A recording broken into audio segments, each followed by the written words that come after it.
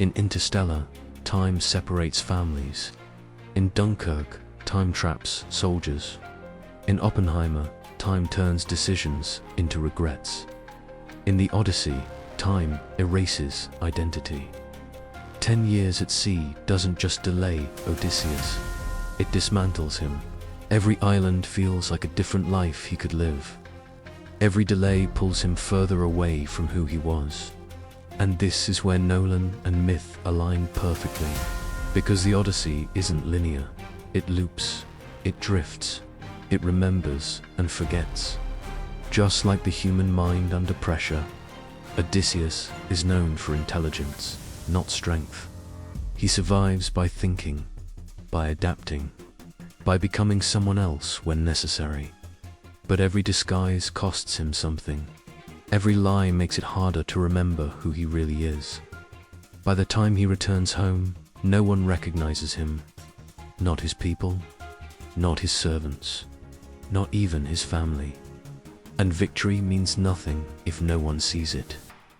This is where Nolan's reinterpretation becomes powerful. The monsters won't just be creatures, they'll be psychological states. The sirens will represent temptation, the desire to stop moving, to forget pain. The Cyclops will represent brute force, power without intelligence. The gods won't feel like beings in the sky. They'll feel like forces, fate, guilt, memory, fear, invisible pressures shaping every decision, and the sea will remain honest. It doesn't hate Odysseus, it doesn't love him, it simply exists. And that indifference is terrifying. This makes the Odyssey an extremely risky film. Modern audiences are trained for speed, noise, constant stimulation. This story demands patience. It asks viewers to sit with silence, to watch a man fail slowly, to accept that survival doesn't always feel heroic. That's a hard gamble, especially after Oppenheimer. Expectations are enormous, but the Odyssey doesn't promise spectacle. It promises endurance. And if it fails, it won't be because Nolan aimed too high. It will be because cinema itself lost the patience for stories like this. That's why this may be Nolan's most dangerous film. Not financially, artistically, because Nolan is betting that audiences still want meaning, that they still want stories that stay with them.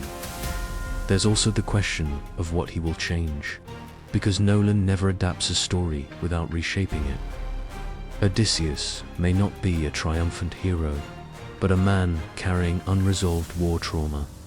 Penelope may not be passive, but emotionally transformed by absence. The gods may never appear at all. They may exist only as symbols. And the ending may not feel victorious. Because after 10 years of survival, can any place truly feel like home? That question feels deeply Nolan, because his films don't end with comfort. They end with reflection, a spinning top, a fading wave, a silent stare, moments that ask the audience to complete the story. And that's what the Odyssey has always been. Not a story about getting home, but about what happens when you finally do. After everything you've lost, after everything you've become. So maybe that's why Christopher Nolan chose this story. Not because it's famous, not because it's epic, but because it never truly ends. The journey continues, inside the person who survives it. After bending time, memory, and reality, Christopher Nolan is doing something no one expected. He's going back, not to the future, not to space, not to history, but to a story that is more than 3,000 years old. A story that existed long before cinema, long before nations, long before the modern world learned how to distract itself. Christopher Nolan's next film is The Odyssey, and this might be the most dangerous film he has ever made. Because this time, Nolan isn't challenging physics. He isn't challenging science. He's challenging myth itself. and myth doesn't forgive mistakes. So why would the most modern filmmaker alive choose the oldest story ever told? To understand that, we first need to understand the sheer scale of what Nolan is attempting. This is not a small experimental project. This is not a quiet detour between blockbusters. The Odyssey is being developed as a massive cinematic event. A large budget, a long production schedule, a cast chosen for dramatic weight rather than noise.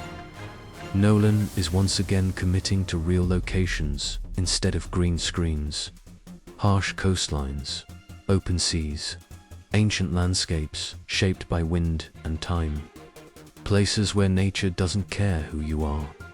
This film is being shot across multiple countries, using real water, real terrain, and real physical endurance. Just like Dunkirk used the ocean as a threat, and Interstellar turned space into an enemy, here, the sea itself becomes a character, unpredictable, indifferent, relentless. The budget isn't about excess, it's about control. Control over scale, control over silence, control over patience. And patience is something Nolan trusts his audience with more than any filmmaker alive. The cast reflects that philosophy. These aren't actors chosen only for fame. They're chosen for presence, for restraint, for the ability to carry silence. Because the Odyssey isn't a loud story, it's a slow one. A man doesn't fight monsters every day for 10 years. Most days, he waits, he drifts, he survives. And that's where Nolan's real interest begins.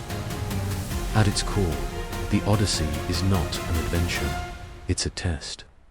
A man named Odysseus survives a brutal war and tries to return home. That's it. No prophecy, no destiny to save the world.